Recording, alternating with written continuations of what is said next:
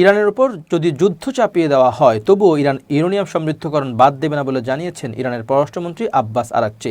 এছাড়া মধ্যপ্রাচ্যে যুক্তরাষ্ট্রের যুদ্ধ জাহাজ মোতায়েন ইরানকে ভীত করে না বলেও মন্তব্য করেছেন তিনি। রোববার রাজধানী তেহরানে একটি সম্মেলনে আরাকচি বলেন, ইরানকে শান্তিপূর্ণ পারমাণবিক কার্যক্রম ও ইউরেনিয়াম সমৃদ্ধকরণের জন্য অনেক দাম দিতে হয়েছে। আমরা কেন সমৃদ্ধকরণের উপর এত জোর দেব? এমনকি তারা আমাদের উপর যুদ্ধ চাপিয়েও দেয়, কারণ আমাদের চালানোর অধিকার কারণেই।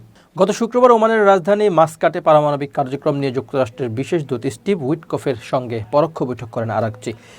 এর দুদিন পরই তিনি এমন কথা বললেন, যুক্তরাষ্ট্রের জাহাজ ইরানকে ভীত করে না। উল্লেখ করে আব্বাস আরাকচি বলেন, এই অঞ্চলে তাদের সামরিক যুদ্ধ জাহাজ মোতায়েন আমাদের ভীত করে না। যুক্তরাষ্ট্রের কথায় যদি ইরান চুক্তি না করে তাহলে তাদের উপর হামলা চালানো হবে বলে অসংখ্যবার হুমকি দিয়েছেন প্রেসিডেন্ট ডোনাল্ড ট্রাম্প। এর অংশ হিসেবে যুদ্ধবিমানবাহী রণতরী USS আব্রাহাম লিঙ্কন সহ একাধিক যুদ্ধ জাহাজ ইরানের কাছে নিয়ে এসেছেন তিনি। গত বছরের জুনে ইরানের পারমাণবিক অবকাঠামো লক্ষ্য করে হামলা চালায় যুক্তরাষ্ট্র। যদিও ট্রাম্প তখন দাবি করেছেন তেহরানের পরমাণু কর্মসূচি পুরোপুরি নিঃশেষ করে দিয়েছেন, কিন্তু তিনি এখন আবার চুক্তি করতে চাইছেন।